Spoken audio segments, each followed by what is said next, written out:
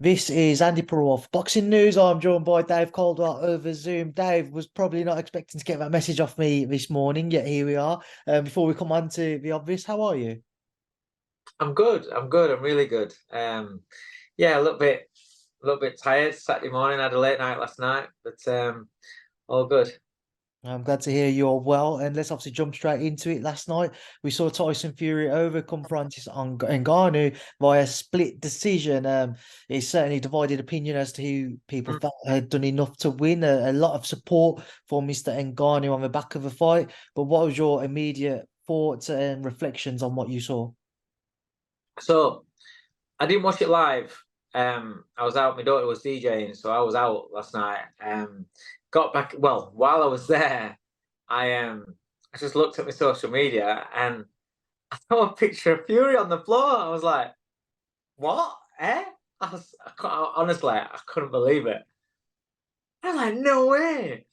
And so obviously then I thought I'm gonna watch it because I'd not got it. I thought I'll be honest with you, going into it, like everybody else, majority of people, I just thought it was gonna be an exhibition. I just thought there's no way that footage of Ngannou and the pads killed it for me. I thought there's no way you can get to him. It's gonna be horrendous, and I'm not paying for it. The only thing that I was interested in was the Wardley fight. But when we're not watching it live, I thought I'll not bother getting it. Obviously, I see what's happening here. I was like, I'm gonna get it. So this morning, I bought it this morning. And I watched it on the rerun, and yeah. So obviously, I knew I didn't watch it as live because I knew who won. I knew who got it, and obviously, seeing it on social media, I knew there was controversy. So I watched it for the fight, but tried not to be swayed by knowing what's going to happen. Because sometimes you can see things different. Um, but I just felt as though Um, Fury didn't seem to get his range straight away. Um, I liked how Ngannou shaped up straight away in the first round. I was like, okay, it looks different to what I thought it was going to be. Um, the right hands to the body, the jabs to the body, little things like that. A little bit of intelligence, not just going in there swinging or plodding forward. Very patient. And I thought I thought, is he just looking to get his range? But I don't feel as though he found his range at all for the majority of the fight, a whole way through. I don't feel as though he found his range other than a couple of 1-2s, a couple of little right hands. I thought a lot of his work was out of distance. It never looked comfortable for me, especially after that third round. That third round is like shit. It is the top of the head. Um, and it wasn't the right hand that I thought was going to be the weapon, so to speak, from just what everyone was saying before, and people that are MMA saying about his right hand. It was the quick left up. He caught him a couple of times with that quick left up on the end of a Fury right hand. Um, but yeah, I thought he was definitely buzzed and confidence wise shook men. I've said this before. When you go into a fight as a fighter and the whole world's telling you it's going to be easy, even though you're told by a team or whatever, you've got to be switched on, it's dangerous, banana skin, blah, blah, blah. You can go in there thinking that it's going to be easy. And even though you train hard, it's the mental focus that's not quite there. And then if you expect something to be easy and then all of a sudden it's not, very, very hard to pull yourself out of that mentally. It's a bit of a shock to you. And then trying to it's almost like you'll tighten up, try a little bit too hard to get your timing, your distance, you back. Um, but I just felt as though Fury never got his range properly. And yes, he threw a lot of punches, but I didn't feel as though a lot landed cleanly. I thought the cleaner work did come from Ngannou. He shot me. Listen, I put my hands up, got it completely wrong. But what I will say is this is why boxing can be the greatest sport in the world, because this literally proves that absolutely anybody can, pull off the upset. I know he didn't get it, and you can see it whichever way, whichever you fancy. It's not a robbery for me, but I thought Ngannou won the fight. That doesn't mean that it's a robbery. I just thought Ngannou landed the the cleaner, more telling shots, looked the most comfortable. Actually, had decent ring generalship for a fighter that's making his pro debut. But you mustn't lean towards, because he did better than what you thought, you blow it up. Do you know what I mean? It's just a perception I have. Listen, I'll be honest with you. I'm not sat there scoring every punch. It's the feeling that I get when I'm watching it. Because I'm more watching how I'm watching the fight. Is I'm watching it. You know, the surprised at how uncomfortable Fury looks, and not his usual self, where he looks cocky, clever, sharp. I don't know if that's to do, the weight and things like that. It was the heaviest he's weighed. I mean, again, it's easy to criticize and say, you took your eye off the ball, you're coming out of shape or whatever. It's easy to say that. But when you're getting that much money, and there's a huge payday in the fight after, it's easy to take your eyes off of what's right in front of you. It's been done so many times before, so many times these things have happened in boxing, and people don't learn from the predecessors' mistakes. But having said that, I just feel as though he gave Ngannou no chance whatsoever. And Ngannou wasn't just a little bit better than what we thought.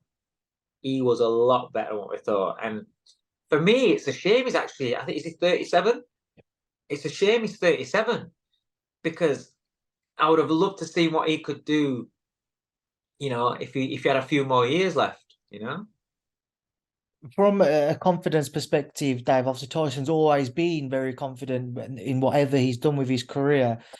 There's always talk, obviously, Usyk fight has come out since that it won't take place on December 23rd. I think most could have seen that being a probable outcome as the fight was progressing last night.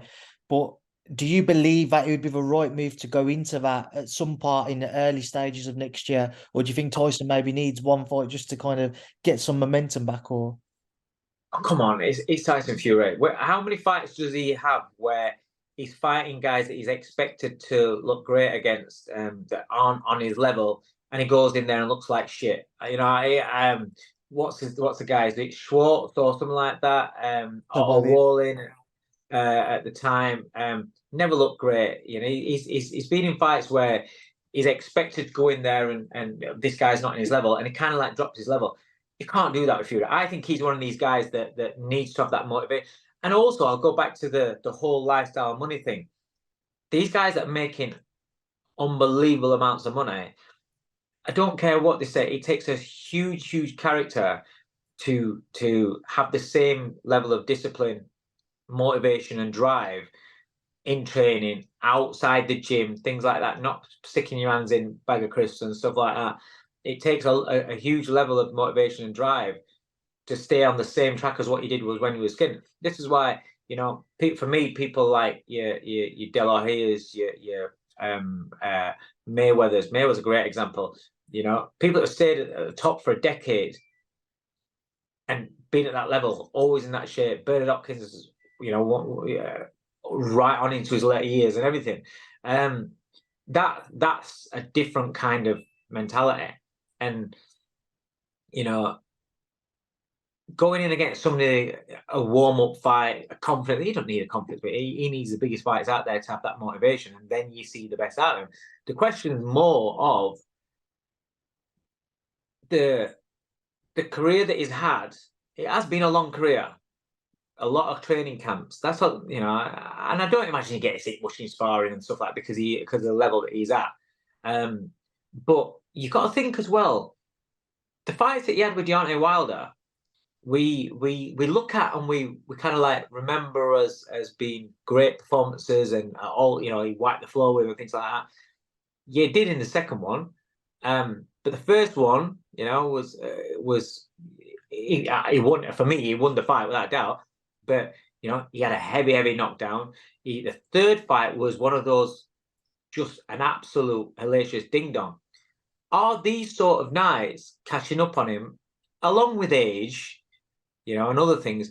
Maybe that's, maybe he's on, I don't like to say he's on the slide, but maybe he's not that compared to, as wrapping in with the mentality side of things, maybe that desire and hunger is kind of like waning, which is only natural. It's not a dig.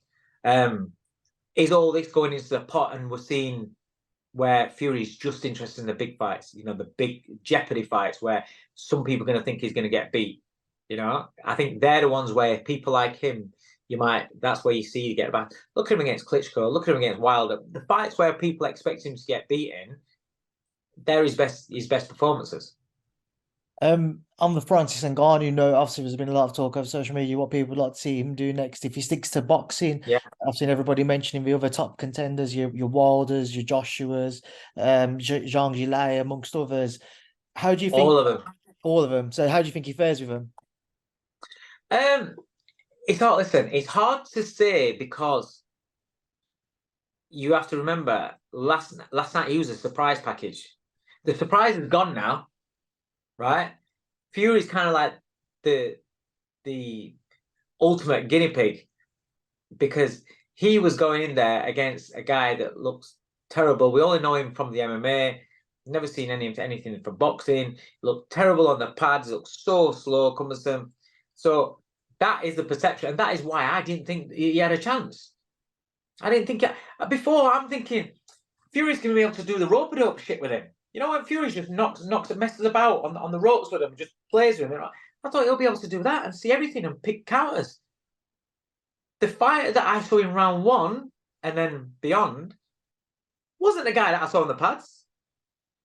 So that surprise is now gone because if Anthony Joshua fights him, if Bakoli fights him, if Zhang fights him, if Wilder fights him, they're not going to look at him as if he's just some MMA guy that's in his second pro fight now, that's shouldn't be in this league. He's proven himself. So that what happens then is everybody takes him seriously, and then you got to then see how is he going to fare. You know, it happens in boxing a lot. Remember when it was ringside last night? I always remember Evander Holyfield fighting Bert Cooper. You know, Bert Cooper was just short, out of shape, just looked square, fat, out of shape, danger guy who, you know, lost, won, lost, and he nearly unraveled heavyweight champion of the world. You know, because Holyfield just took it lightly, thought he could go in there, do whatever he wants to do, and then the shot. It's happened so many times. Lennox Lewis against Rackman. You know, so that's what boxing can do, and if you're taken lightly, it gives you a great shot. On especially heavyweight boxing, one shot can turn it around. I don't think anybody will ever take him lightly again. So on the next fight, we'll see more of a true indication of what he really is and how he fares in that heavyweight mix. But on the basis of last night, I want to see him fight again because I want to see now he's at, because it works in his favor as well because he didn't know if he could do 10 rounds. You know, he didn't know if he could truly know if he could hang with you know, the elite in boxing.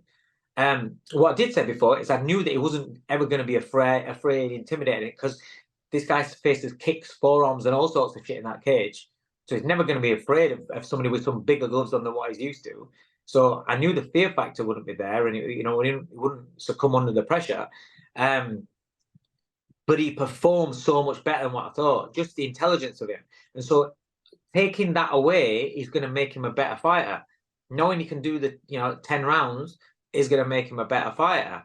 So, like I said, it's just a shame that he's 37 because he's a guy that, with time and development, could be an absolute beast.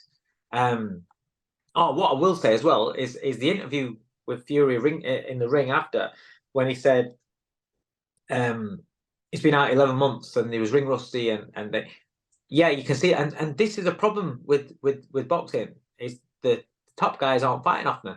But a lot of times it's because they're holding out for so much money. So it's kind of like what you know, sometimes it's your own making. But also what I will say is that, yes, he was out for 11 months. But then we find, I didn't know until I heard on the commentary, and Ngannou's been out for nearly 2 years. And it's his first pro fight, but he's been out nearly 2 years and he's older. So you can't you can't use. I'm not saying he's using an excuse, but it kind of has, because he said that's the reason why his time was off and things like that. So you can't really use that excuse when the other guy has had more time off than you. So yeah, it was a mad one last night. It was it was a mad fight. Final one from me, Dave. When I spoke to Jean Gillet earlier, he said that it was embarrassing for the sport, the way that the fight unfolded.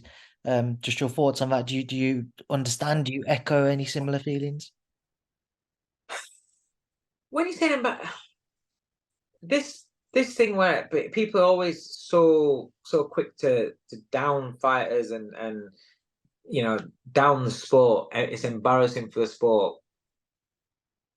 Is it though? Is it more embarrassing than when fighters fail drug tests? Is it more? You know what I mean?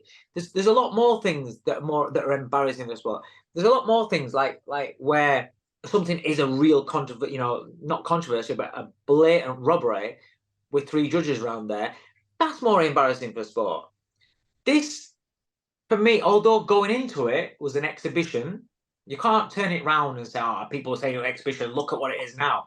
But it was an exhibition. It was put together as an exhibition, so you can't knock people. The guy's never had a fight. It wasn't sanctioned until the last minute by the boards to say it's a professional fight and it's going to go on the records. So it was an exhibition. So we can't then dress it up after the effect just because it was, it turned out to be a bit of a shocker.